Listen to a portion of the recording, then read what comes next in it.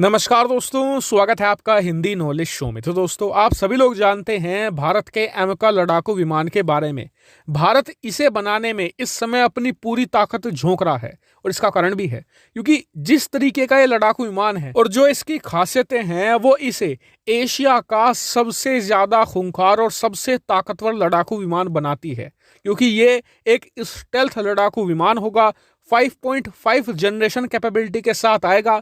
चाहे S-400 हो, चाहे दुनिया का कोई भी एडवांस एयर डिफेंस सिस्टम हो, कोई भी इसे रोक नहीं पाएगा। यानी कि पाकिस्तान की राजधानी इस्लामाबाद पर यह बमबारी करके वापस लौट आएगा। पाकिस्तान की सेना सर खुजलाती रह जाएगी कि यह कर कौन गया।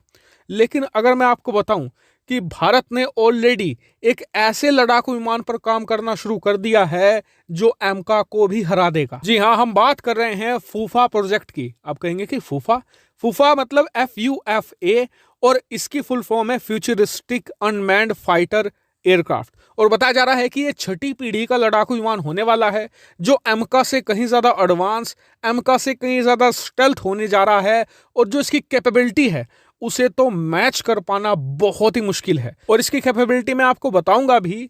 लेकिन उससे पहले आपकी जानकारी के लिए बता दूं कि भारत ना सिर्फ सीरियसली इस पर काम कर रहा है, बल्कि इसको लेकर एक टेंडर भी फ्लोट किया गया है हाल ही में। दरअसल आप सभी लोग जानते होंगे ADE के बारे में, यानी कि एरोनॉटिकल डेवलपमेंट एस्टेब्लिशमेंट। ये DRDO की ही एक शाखा है और ये एमका पर भी काम कर रही है। तो इसी की तरफ से हाल ही में एक टेंडर को फ्लोट किया गया, और उस टेंडर में जो IIT कानपुर के अंदर हमारी विंड टेस्ट फैसिलिटी है, वहां पर एक WTT मॉडल को बनाया जाना है। और WTT मतलब विंड टनल टेस्ट मॉडल। और यह भी बताया गया है इस टेंडर में कि इस मॉडल की जो कैपेबिलिटी होगी वो करीबन 60 मीटर पर सेकंड की रफ्तार की होगी।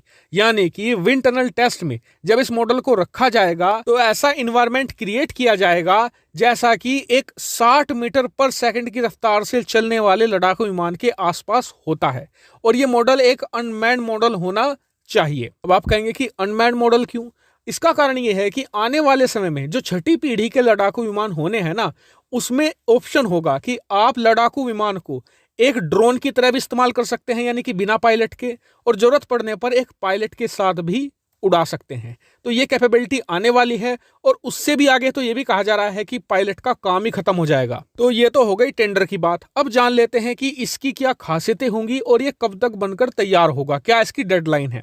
तो देखिए, इसकी कई सारी खासियतें होंगी। सबसे पहले तो ये सुपर स्टेल्थ होगा, यानी कि जो आज की तारीख के जितने भी मॉडर्न रडार सिस्टम है, डिफेंस सिस्टम है, कोई भी इसे पकड़ नहीं पाएगा। लेकिन मान लीजिए कि अब से 25-30 साल बाद ऐसे रडार आ जाते हैं जो स्टेल्थ लड़ाकू विमान को कभी कभार पकड़ भी ले, तो उस सिचुएशन में अगर इस पर गोली फायर की जाती है या मिसाइल फायर की जाती है और लड़ाकू विमान को कोई डैमेज होता है, तो इसमें सेल्फ हीलिंग टेक्नोलॉजी भी होगी। यानी कि खुद ब खुद अपने आप को ये हील कर लेगा, और लड़ाकू विमान के किसी हिस्से में अगर टूट फूट हुई है तो वो खुद ब खुद सही हो जाएगी। और आपको याद होगा, 1 साल पहले ही मैंने आपको अपडेट दे दिया था कि DRDO इस टेक्नोलॉजी को डेवलप करने के बेहद ही करीब पहुंच चुका है। इसके अलावा यह भी बताया जा रहा है कि जो छठी पीढ़ी के लड़ाकू विमान होंगे, पूरी संभावना है कि इनमें मिसाइलें हो ही ना।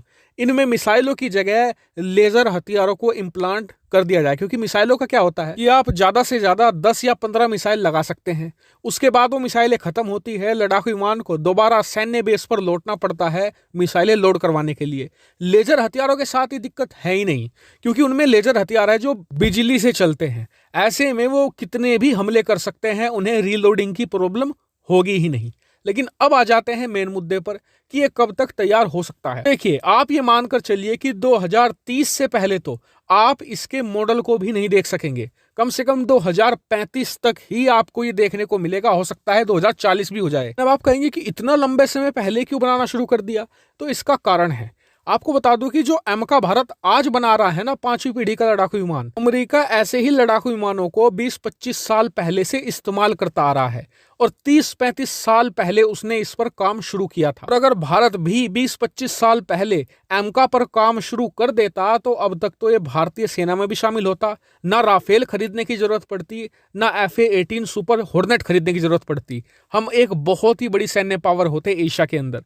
लेकिन खैर, देर आए दुरुस्त आए। भारत चाहता है कि जो काम 5वीं पीढ़ी के लड़ाकू विमानों में हुआ वो छठी पीढ़ी के लड़ाकू विमानों में ना हो। भारत इस टेक्नोलॉजी में दुनिया से पीछे ना रहे।